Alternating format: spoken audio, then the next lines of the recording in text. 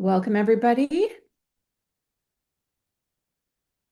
Welcome to Curating Your Career Strategies for Navigating the Competitive Path to Archival Internships. And this is about me. I'm Rebecca Billings. Nice to meet you all. This presentation is very much my personal experience and things that I have collected information about over the last couple years that I have been in this program. I am in my final semester at the graduate degree. I'm focusing on digital archiving. I am the SAASC vice chair, and this is very much a second career for me. So I have the experience of working full time while thinking about internships, as well as part of the time being a full-time student. So I understand that flexibility of hours is very much a concern for people in a remote program. Internships, why do they matter? Why are we interested in them? It was really interesting to realize recently that at SJSU, internships are not required, unlike a lot of other MLAS programs across the states. Often they have local requirements that people participate in while they go to school in person. And the fact that they're not required means that there's a chance that we don't actually participate them. And I had a hiring manager tell me very directly recently that she's been hiring for over 20 years. And when she sees SJSU on someone's resume, she immediately looks for their internship experience. Why? Because internships they complement the theoretical study. We have a really strong foundation of theoretical study in the MLIS program at SJSU, but cannot replace the hands-on practical experience that you get from an internship. So I forgot to mention the purpose of this whole presentation is we'll talk about the process as a whole. I'm going to give a few tips for preparing yourself for an internship. We're going to talk about search techniques. I have a list of resources to share with people, and then we're going to conclude with a Q&A panel where I will tell you more about my internship in the moment, and we'll have a few other people, and you can ask us questions. So yes, welcome. Um, the first reason we look at internships is to gain professional skills. I know that when I joined the program, I had exactly zero experience in information science, and I wanted to get practical real world experience. I came into the program thinking about all of the paths that I was going to take, and I thought I wanted to go to one direction. And after doing a volunteer experience, I realized that wasn't the way I wanted to go at all. And I never would have known if I hadn't actually tried it out for myself and saw what it was like on a day-to-day basis. They've also given me ideas of what classes I was going to take, and it really has helped guide my career decisions as I navigate through this program. Um, Expanding your network is so important. The longer I've been in this program and the more people I've met, the more I realize that archiving and library sciences is actually a pretty small world and people know each other. And it's really important to make connections with people just because they know where the jobs are. They can share real world experience. They have a lot of information that they can share with you. And building relationships with them is going to be a really strong way to establish your career path, especially as people who are just getting started. Also, there's no better way to actually gain confidence in your skills than to do it, to get out there and to practice all of the things that we learn about in all of our courses. It's very easy to talk the talk, but without having done it, it just adds a different dimension to your experience and to your understanding of the material, and it comes across when you're interviewing for positions. One of the things I really tried to do when I was planning my intern experience was that I wanted to define my North Star. I decided that I could just go through and try to find whatever internships were available, but I took a different approach because I wanted to really think about what did I want to do with my internships? What did I want to learn? And then took my search from that place. Because again, I had ideas at the beginning of my path that totally changed after I had some experiences. And my process has been an evolution of understanding what I enjoy and what I don't enjoy. And the only way to do that is to actually get out there. But it's important to imagine where you want to go and why you want to be there. There are all kinds of different internships. I put them there in the corner. Um, I'll start with fellowships because that's something we don't see very often. It's a very specific postgraduate, typically for research and analysis, paid positions. They're very rare. We don't see a whole lot of them. There are externships, which is what I currently have. What is an externship? It's the exact, well, at least where I'm working, an externship is the same as an internship, except it's unpaid and it lasts the length of a full spring or fall semester, as opposed to an internship, which can be any time of the year, but is also specifically for the condensed summer session. Internships, again, can be paid or they can be not paid. The summer internships have the highest competition, so keep that in mind if you're thinking about where you're going to go look. Also, if you're going to go through official internships through SJSU, you end up paying for internships, which I think is something that's important to consider. You not necessarily want to pay for every single internship available. However, joining the Info 294 cohort as an internship student actually brings a lot to the experience. So there is value to be gained. And also, doing a spring or fall internship over the full 16 weeks gives you a lot more time to practice and apply and get experiences that you don't necessarily get in the shorter summer internship session. I really would encourage you to also think about trying something new. Go out there and try to think about what you want to learn. So I started out in a volunteer role. Why? Because I was working full time. I wanted the flexibility of having something that was going to work with my schedule, something that was close to me. It was very much not paid, but at the same time, I was able to specifically ask for in my experience, it was cataloging experience. I wanted some digital preservation experience. And I was able to do that and do it in a way that fit with my schedule because I was doing it on a volunteer basis, which meant that I didn't need to pay for it. I didn't need to apply for the Info 294. And I was also able to design a schedule with the local place that worked for my schedule and also got me some really nice references with the specific skill sets that I was looking for. So you can really angle it towards accomplishing the things that you want to do. I'll describe this more later, but I will also say I got my first volunteering roles by cold calling. I actually emailed a bunch of places that I staked out locally that I was interested in interning for that did not advertise. I ended up working at a local museum that had no internship program. And the only reason they were interested because I sent them an email describing my interest and my experience. I had a conversation with the lead person, and it turned into a really nice volunteering experience that got me a nice reference, got me some experience, and actually led into some of my more professional internships. So that's something that I would highly recommend. Um, but there are internships out there are for all different types of experiences, all different types of locations. It's harder to find remote ones, I'll tell you that. I really looked into it, and it's much easier to do it in a physical location. If you can do it in person, it's also nice because then you have an in-person mentor who can guide you through a lot of the processes. But I've done online internships as well, and those worked out just as well because we established a flow of communication and contact that worked out for what I was doing as a project.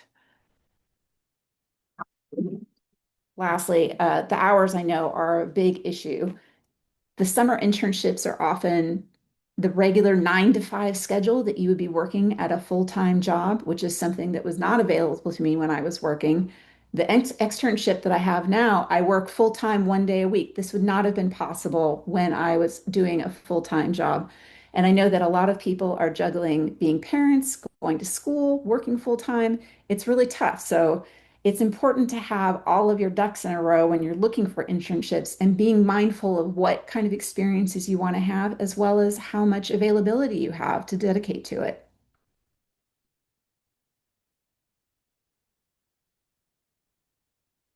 So, when you're looking for an internship, The best thing you can do is to really look at what you have. You need to update your resume. This is not surprising to any of you, I'm sure. It's part of the preparation component. It's really important to reframe your resume in terms of archiving. As I mentioned, I'm doing a career switch. So I had work experience, but it wasn't in this field. But I was able to go through and translate a lot of the skills into something that spoke more to an LIS environment. Student experience is really important. I've seen, and I have listed classes that I've taken as a way of expressing interest. I've emphasized soft skills like communication, group work. I've listed software that I've only done within the SJU coursework. All of this is relevant. For all of the interviews that I've had for internships, I've heard over and over again that they don't expect you to already be an archivist. They don't expect people to already have done all of the things that are in their job postings, although it's nice if you have. But they really are interested in your interest in the work, your background as much as it is. If you show that you're curious, if you show that you're really interested in learning, that you're good in a group, that you've worked in other places and had good references for being just a good coworker, these things go a really long way in getting you internships. I'm not going to go too far into updating resumes because that is something that there are a lot of resources for that SJSU provides and that are going to be on the resources list that I share with everybody later. I will also say, though, that using the STAR technique is really important. If you've not heard of the STAR technique, it's a way of rephrasing the work on your resume to fit a situation, a task, your action, and the result. So instead of listing your job duties, you put it in terms of what you've actually accomplished. Some examples would be I had one internship where I digitized 12 linear feet of multimedia artifacts. Instead of saying I digitized multimedia artifacts or other things like that, you actually say how much you did, how much time it took, what the impact was, what the accomplishment was, cataloging a series of maps. You put in the numbers of how many you did, how long it took. These are really important. You can use it for other things like social media campaigns, project management, things that you've done within coursework at school. But the framing of it is really important. I cannot talk about SJSU Career Center enough. They are really great.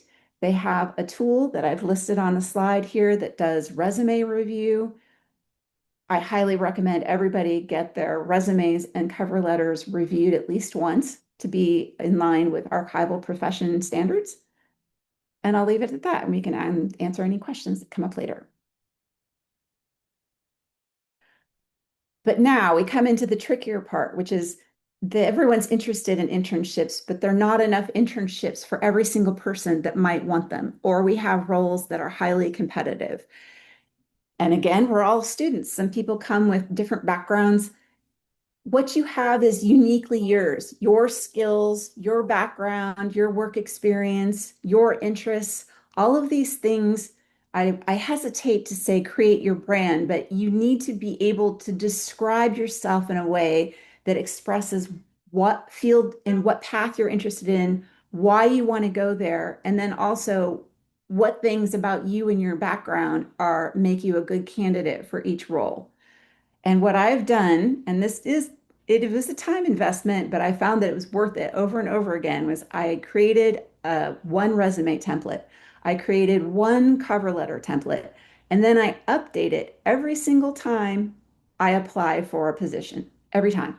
I updated the title of it. I updated the description of what I was looking for. Sometimes I reframe my work experience or the things that I've done in internships to make it more to make it match the internship position that I'm looking for.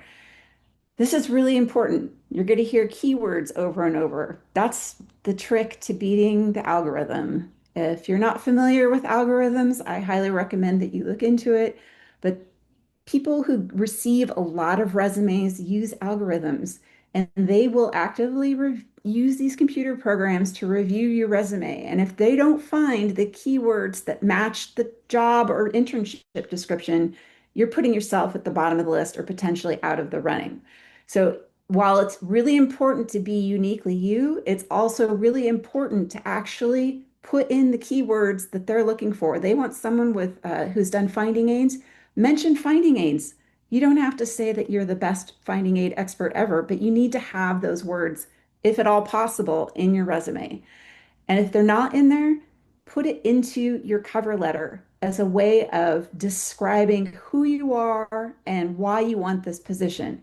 Cover letters are often under, they're not given enough credit because it's your first introduction to the company. It's the first time that they're going to see your name, and it's going to tell them who you are, why you want this role, and why you have an interest or a background that fits what they're looking for. And there's nothing worse than giving generic answers of why you're interested in this role. And I trust me, if you start saying the same thing every single time, people can read that and they're not going to pick you from a big pool of candidates if all you're going to say is that you just generically are interested in expanding your skill set or something equally generic. It's also really important for you to understand why you want particular roles. Not every role is going to be the dream job, and it's not really important. It might be just that you want to get experience doing a particular thing. That's totally fine. I've had interviews for internships where they directly asked me what I wanted to get out of the role. And that was really important for me to be able to answer that question. It's not just how I can benefit them, which you should also be able to answer, but also what I was looking for in terms of profiting from my own experience, how I was going to grow from learning in their particular environment. And then we have the job hunt. I guess it's technically an internship, but it is very similar to the job hunt that we will all be doing once we graduate, if not before. Preparation, so important. Have that personalized cover letter, have that updated resume. One thing that I neglected to mention about the resumes that is extremely important, in addition to having things tailored to the job that you're looking for, references are not mentioned enough. If you're a student now, there are two ways that you can get references that will serve you in your internship hunt. One is building relationships with your current professors, and that means seeking them out. Some of them are more available for conversations than others, but if they say they have open office hours, use that time to meet with them, engage with them, and get to know them well enough that you would feel comfortable saying, I'm applying for this internship. Would you be willing to give me a reference? And I know I did not feel comfortable doing that at first. And then I got used to it because I realized that that is actually something that they expect. There's a lot of teachers that welcome it. And if you express interest in it, that's the kind of person they're more willing to support. And they will sometimes say, send me a description of the internship that you're looking for, or tell me what types of skills you want me to highlight that you have or that you learned in my class. And that's a way of working with your professors to benefit your future career. Also, circling back to volunteering, that's a great way to get references for this new field that you're studying. And you can often ask them to highlight the specific projects that you were doing or the types of skills or tasks that you were doing that you want to emphasize when applying for a new internship. This is something else that's going to make you stand out. And it's part of your unique background is your references, in addition to just your work experience and your school experience.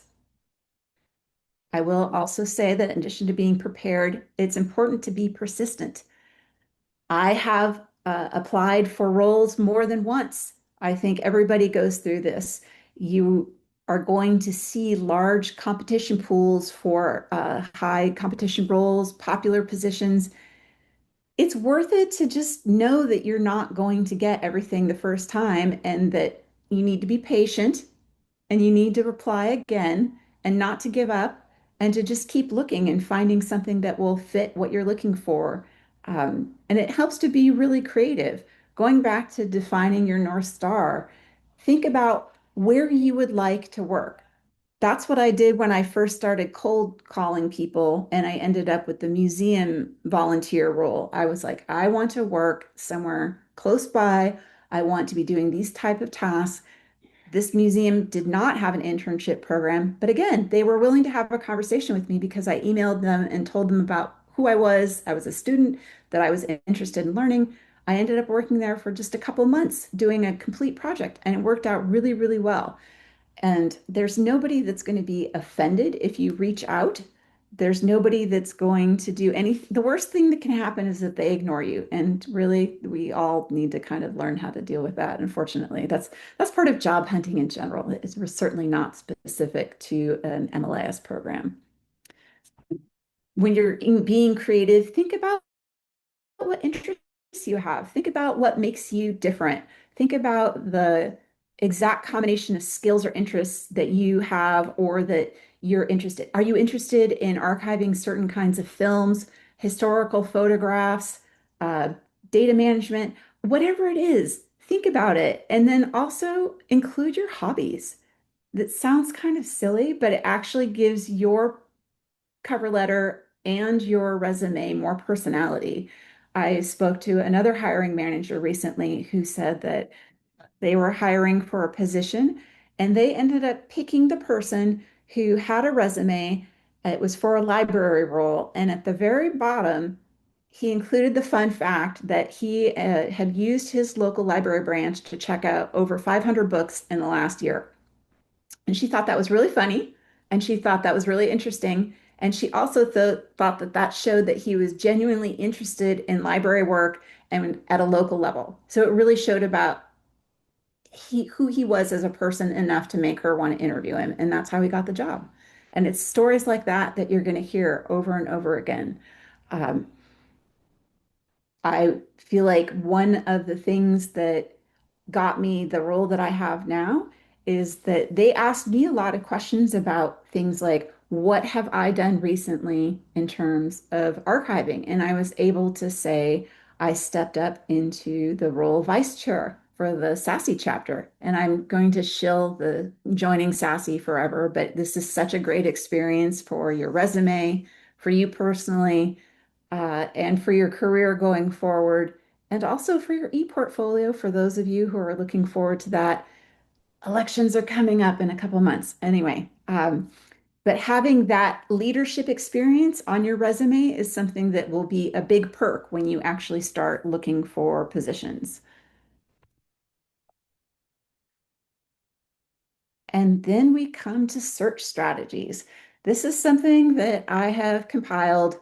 There's a resources list in the corner, and someone can share it in the chat.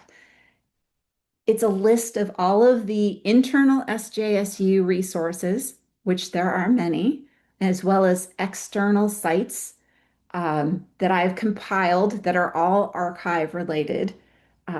If you have not looked at the SJSU internship page, it's really important because you can go look there. You can use the filtering for in-person versus remote positions, finding things that are local to your area, differentiating between archive and library internships. But you need to go back and look at it regularly in order to see what's being updated.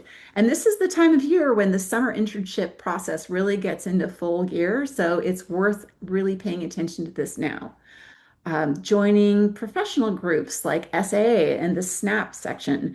They have email lists that advertise new roles coming out. Most often they're actual job descriptions, but I've been saving job descriptions as part of my practice for a long time. And the reason is I've found that in the world of archives, they will have the same job title and have it mean different things in different places. And it's really important to be looking at these things in order to look at what types of skills places that are hiring are looking for in order that's helped guide what classes and electives I've taken.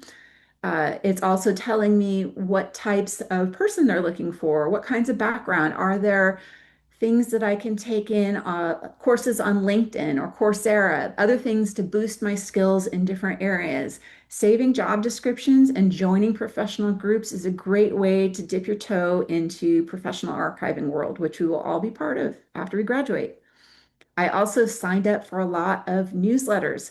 I signed up for newsletters for groups for things like digital asset management, which is something I'm interested in. I've also signed up for newsletters for individual companies that I think I might like to work for in the future, or just that talk about the field in general. There are a lot of things that you can follow and pay attention to just to get a taste of what the future contains. I've signed up for job alerts using the handshake tool, which if you haven't done that, highly recommend because you can tailor it to your particular interests. The direct inquiries, reaching out to people, ask for an informational interview, ask if they have an internship program, express your interest, make connections. It feels like you have to be really bold to do that, but my experience has been nothing but kindness and generosity, and people who are professional archivists want to help out people who are students because they understand the position that you're in, they understand the job market, and even if they don't have anything to offer you, they can at least respond nicely, which is what I found. And it's also just good to get used to doing things that are a little outside of your comfort zone. They have the typical job search engines. I can't say that these are the best, but what they are helpful for is if you have keywords that match the job descriptions you are looking for, you can pair that with the word internships. I'm just going to make something up. If you wanted to study digital asset management and an internship, you could throw that out. If you wanted to do historical society internships, there's no limit to the end of keyword combinations that you can throw into sites like that, and they will actually return different results. And because I'm nerdy, I have created RSS feeds. I've signed up for email alerts. I've also asked for network referrals. These are all just practical tools and tips that you can do in order to get to know people, get to know the job market, and to just build on your skill sets.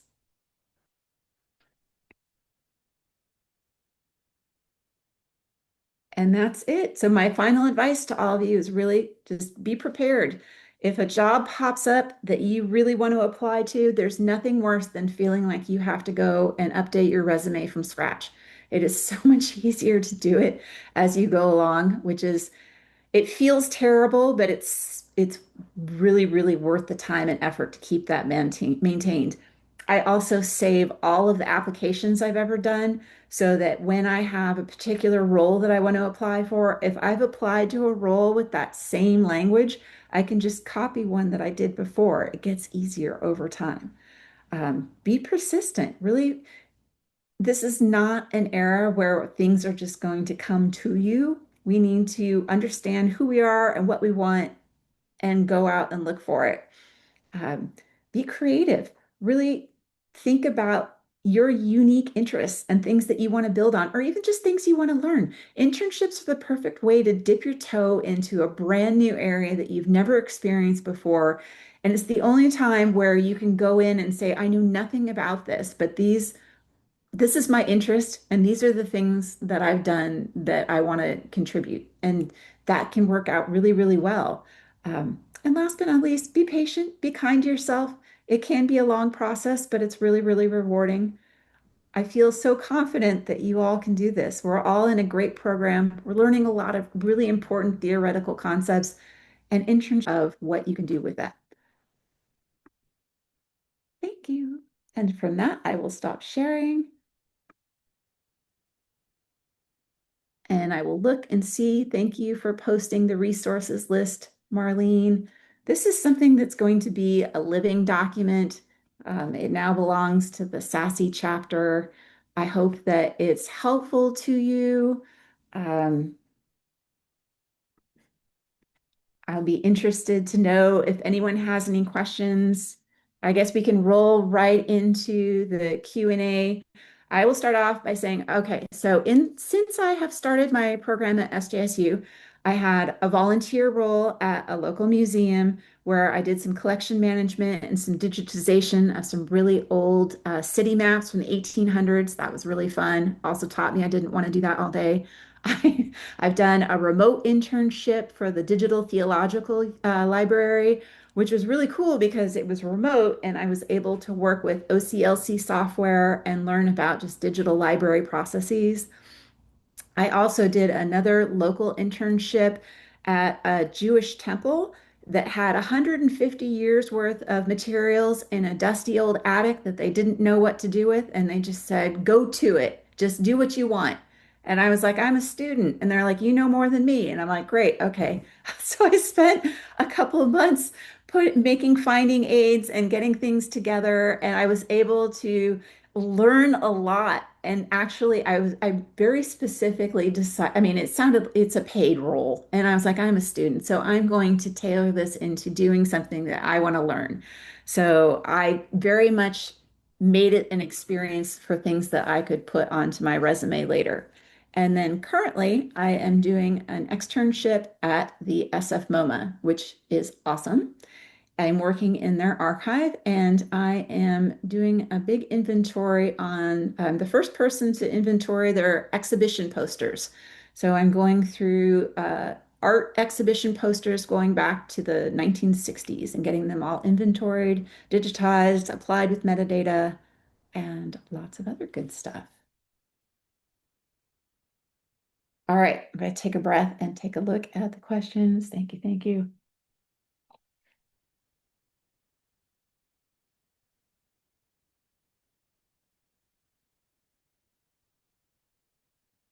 Okay, Krista. Yes, the resume screen and AI generated resumes, that is absolutely real. How to navigate that? It's an interesting balance because you want to be unique, but you also need to hit the keywords in the internship posting. If it says collection management, have collection management in your resume or in your cover letter for sure. Um, Often AI screens, from my understanding, are used to filter out people who are really that do not fit the role at all, which is different for internships than a job position, really. But it helps to at least have matching keywords so that you will hit higher on the algorithm. And then once you get a person to look at it, that's when they're going to see your unique background. If they have hard requirements, which is rare for an internship, that would be something that the AI tool would help filter out. Like if they had a hard rule, you needed X amount of experience or you needed to know X tool. But I've very rarely seen internships where they had hard rules because they understand that the purpose of internships is for the student to actually learn. Like they're getting benefit from your work and you're getting benefit from learning from their experience. And that's supposed to be a real give and take relationship.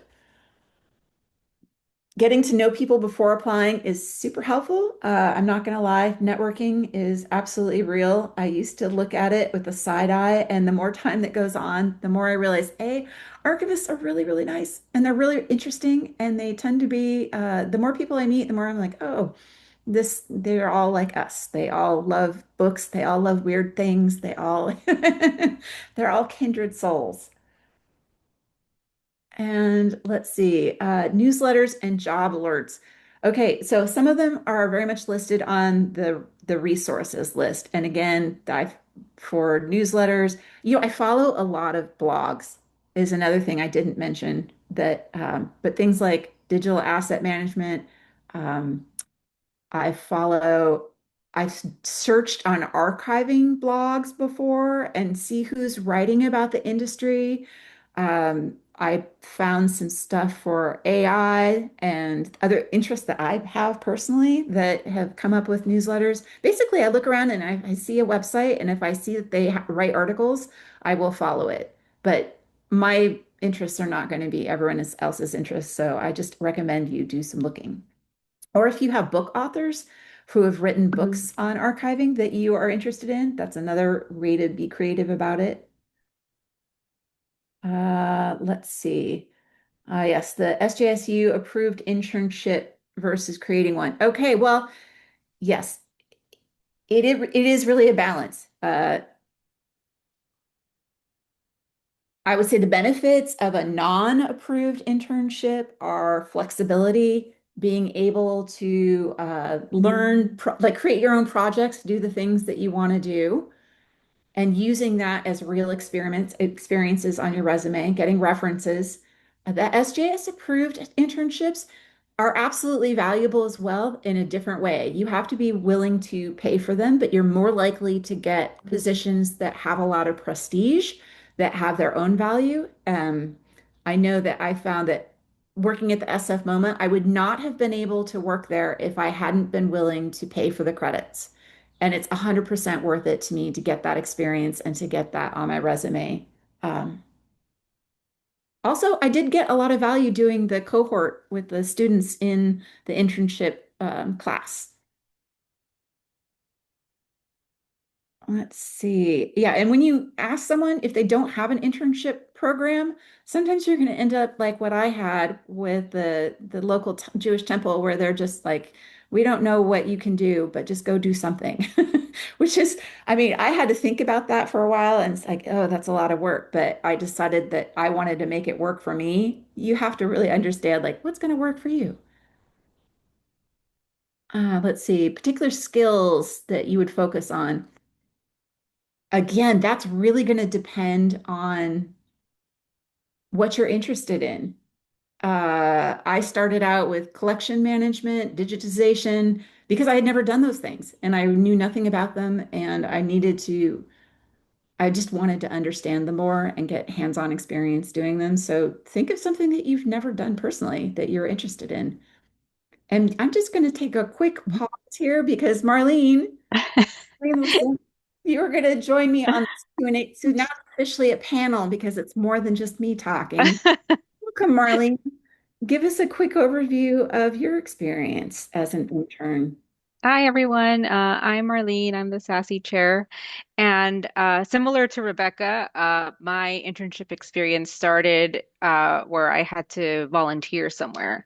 So before volunteering, I was applying to internships and I wasn't hearing anything. So I was starting to get disillusioned, but it's like, well, I'm just going to keep applying.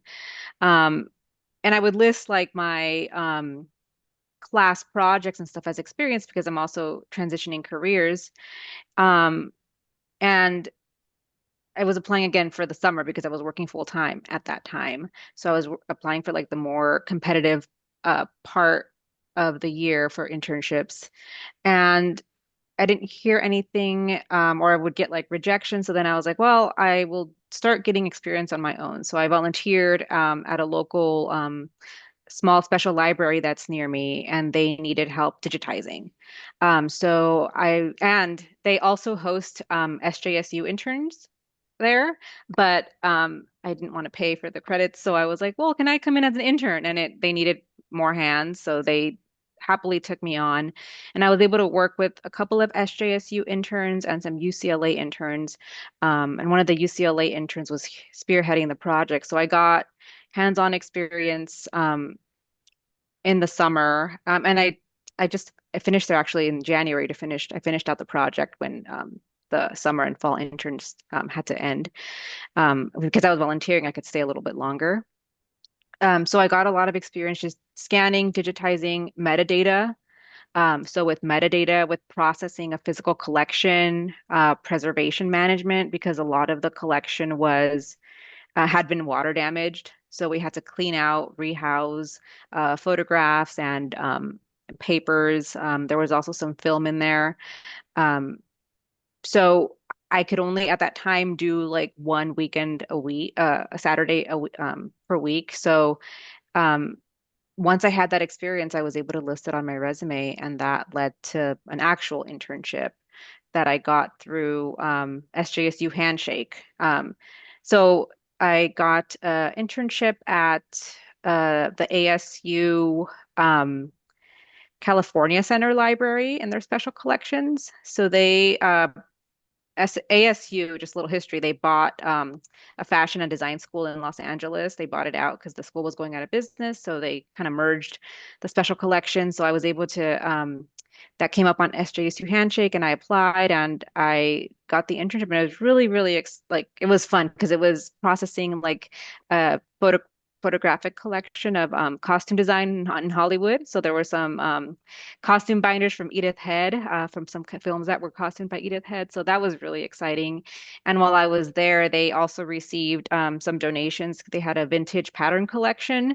So they had, yeah, vintage patterns from the earliest ones were 1937, I believe, or so. So just adding that to their existing collection, processing, rehousing those vintage patterns, working with different materials that's not only just photographs and papers but also like vintage patterns and like objects was really exciting, really great hands-on experience, which then led to my current internship now, um, which is at the American Cinematheque in Los Angeles.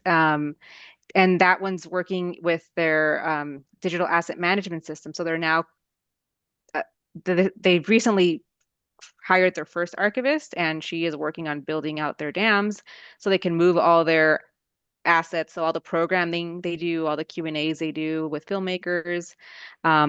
They have everything stored. I think it's since the 80s, they have everything stored on a server.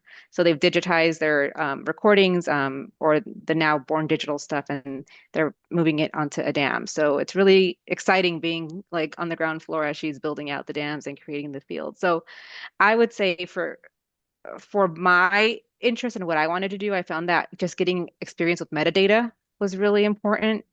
Um, and being able to talk about that in interviews helped a lot with both of the internships that I got. So if you can take a metadata class if you haven't yet, or if you have some experience with that, I would highly encourage that. And like Rebecca said, just try to, you know, um, volunteer somewhere if you can, if you're not, hearing back, just so you can start building those skills. When you volunteer, you have a lot more flexibility. And they'll be like, do what you want, do what you want, just help us set this up, kind of thing. Um, and I think also it's really important not to get discouraged. Sometimes it's hard to get even volunteer experience if you live like in an area where you're not close to a lot of libraries or museums. Um, I actually had a really great experience. I couple of years ago, and I see Erin Robinson here. Erin was the chair of the Special Libraries Association student chapter. Um, I applied for a scholarship to attend the SLA conference in 2024. So as part of getting that scholarship and attending, one of the benefits that you got was that you could volunteer with one of the SLA committees. And so I volunteered with the diversity and inclusion and equity committee, and they needed help moving some assets from their website to like just preservation, archiving their web page, and like um, preserving the digital assets. And now that SLA merged with ASIST, they wanted to have everything ready so that they can then move everything to their new web portal when that becomes available. So I got some experience with that, and like I got some letters of reference from that. So that, it was just really good, and it was all remote. That was all remote. So, there are ways to find connections and to get remote experience if you're not in an area that has a lot of libraries, archives, or museums. That's an excellent point. I'll say two things, what that I think I probably said before, but I'll repeat it. One is one of the benefits of volunteering is that you don't have to sign up for a long period of time. You can volunteer on a project basis. What is a project? A project could be a couple weeks. It could be a couple months. It can be really short. You can just do one set of work and then be like, thanks, I'm out, and then take away experience in that skill. And that gives you a huge amount of flexibility. It doesn't have the commitment level that a lot of the other internships have.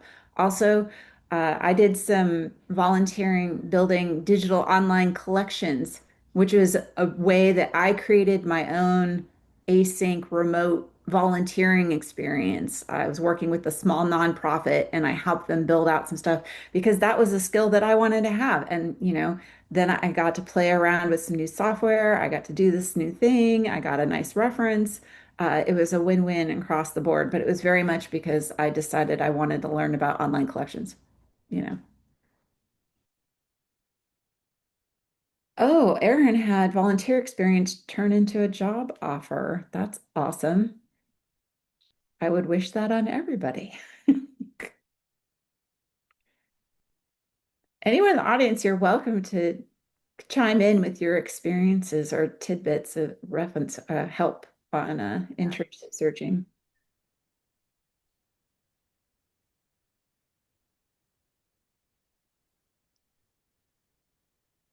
Which professors do you recommend for archive classes? I I really think, enjoyed Dr. Bushy and Dr. Hoffman both. There's no one that I didn't enjoy. I didn't yeah, get a chance to take Dr. Hodges and Laura Moore. I've heard they're both excellent. yeah, same. I took Dr. Hodges for Info 202. I really enjoyed it. That kind of like helped me decide on archives as a pathway. And I took Dr. Bushy for preservation management. That I learned so much in that class, that I was actually able to apply in the internship with the vintage sewing patterns. And also, right now I'm taking Dr. Hoffman based on Rebecca's recommendation, and we're doing a digital curation. And I see one of my group mates on here. Hey, Tori. It's giving us experience with using Preservica. So a lot of job internship postings will sometimes say, hey, I want that you should have experience using either like archive space, Preservica, I think like catalog it's another one. So at least now I can say I can use Preservica, if had I not had an internship where I had to use a DAM. Absolutely. And if people are not doing it already, absolutely use the software that you used in classes on your resume. Use the group work as examples of your experience. Employers will pay attention to that when it's an internship. And I feel like this is something that's common knowledge, but we haven't said it once during this whole time, so I'll repeat it. Almost every job posting that you will see says a minimum of something like 3 years experience. And almost every single one of those places will count internship time as years of experience. So that may be one of the biggest reasons to do internships now while you're still in school is to start getting that clock going. Um, and I've had lots of hiring managers confirm that they will absolutely pay attention to internship experience as years of experience. So it can really, really help your future career if you don't have a job on your way out of the program. I'll also add, when Rebecca was talking about letters of reference and just references, if you are transitioning careers, it's important sometimes to get, yes, you have this experience in a prior career, but getting references from people in the LIS field is also important. A good way to do that, with making connections with professors, or I know the iSchool also does the graduate research assistant positions. That is a really good way, and you get paid. It's $20 an hour. Some of the faculty when they're looking for research assistants, you get experience with whatever they're researching, and you get a really strong letter of recommendation from that. Um, and also joining a student group. Any student group has faculty advisors, and if you're on the board of a student group and you connect with the faculty advisors, asking them, they will, happily, again, they kind of expect it, will happily give you a reference. I know for SAASC, like our faculty advisors, Dr. Hodges and Dr. Bushy, they are happy to provide references for the those of us that are on the board. Yep. And just because I've had people ask me since I was lucky enough to get a role at the SF MoMA, and I feel very fortunate that I was chosen, and people want to know, what did you do to get that in there? And it was not because I had a million years of archiving experience. As best as I can understand, it was a combination of one, I had a really nice reference from Dr. Hoffman specifically talking about digital archiving, which is what I'm interested in. Two, being on the SAASC board really helped. They asked me during my interview, name one thing that you've done recently for, the archiving, like for archiving, maybe that was like outside of school. And I was able to say I stepped up into this new role in the SASE chapter, and I think that really helped. And third, I asked them during the interview, what what kind of qualities are you looking for in an intern? And they said, hands down, it was curiosity. And I think that's true for almost every internship role. But like, I really was curious. I asked them a lot of questions about the role. I asked them about what they were doing, what they were looking for, what kind of skills might be handy, all kinds of things. And I think like that combination of things is what will build people up for success. But I mean, I can't tell you more than that. It's just as best as I know. Let's see. Our graduate research assistant positions California only. I'm not sure. That's Yeah. a really good question. They have a lot of California specific rules now for employment and other things. So I couldn't say. Yeah. I I'm not completely sure, but I do know that many of the iSchool faculty are not California based. Um, so I think the GRAs don't have to be either, but I'm not completely sure. Yeah. Usually, so when there is a GRA opening, an iSchool alert goes out, and in the description it'll tell you if you have to be California based, but I can't remember for sure.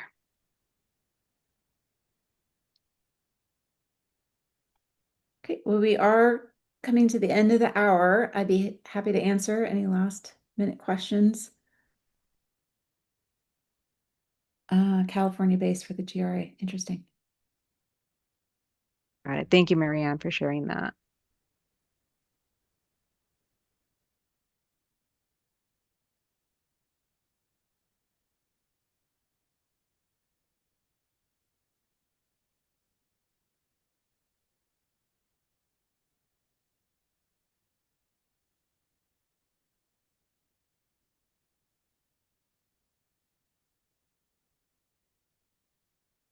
Question about the national conferences and volunteers.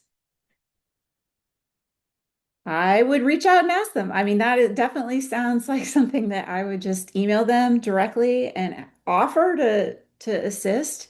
It's entirely possible that they would, but I don't actually know. I've been to the SAA Archives Records Conference once last year, but I was not there in a volunteer role, so I don't know.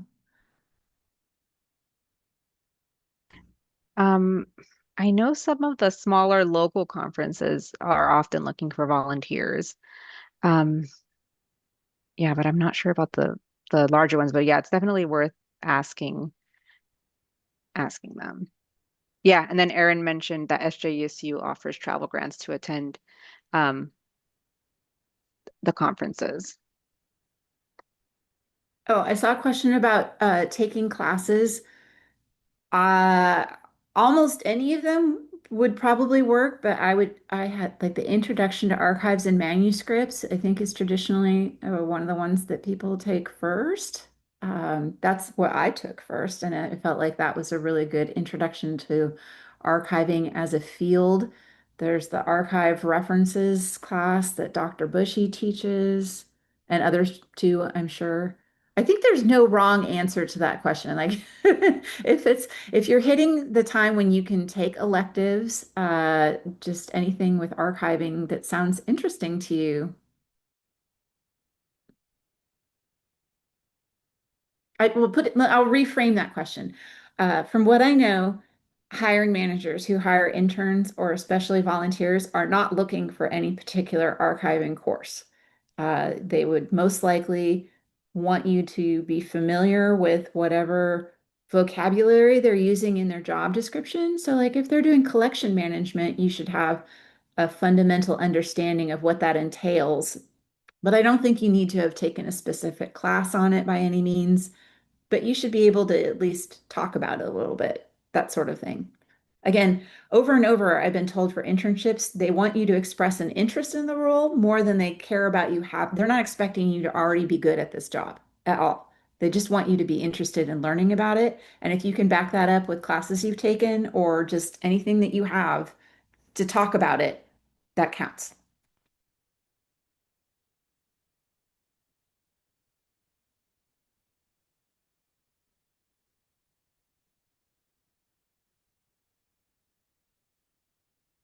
All right, last chance. Anybody?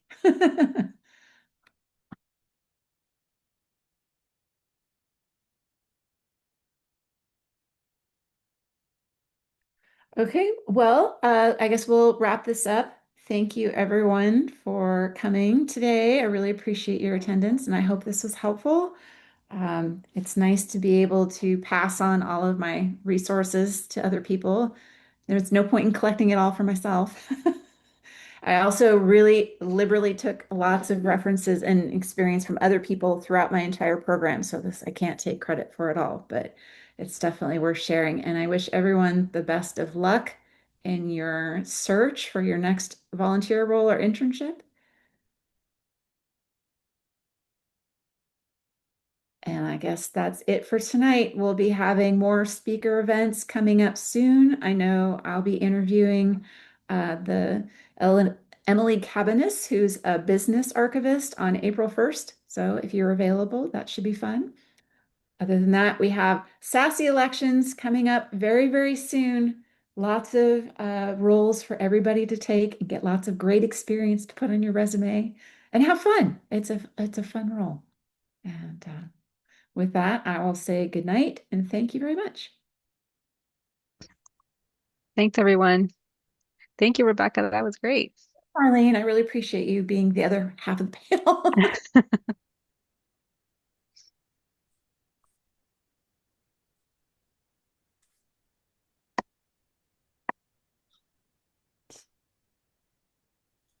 Yeah, that was a really good one. That was really Yeah. informational. I really liked that one. Well, gosh, thanks. Thanks, Miranda, for Oh, yeah, recording. of course. Now I could submit competency K. Yeah. Yeah. All right. Miranda, are you going to apply for an internship now? I I don't know yet because I mean, I think with the experience that I do have, I don't know if internship is totally necessary because I started as an apprentice technically. Oh, Um, cool. and I do have a job in special collections and archives. But of course, I am keeping an eye out just in case because you never know. You know, it's Mhm. always good to beef it up. Absolutely. Yeah. So keeping an eye out, but um I'm not like super invested in that quite yet. Fair enough. It sounds like you're in a good spot.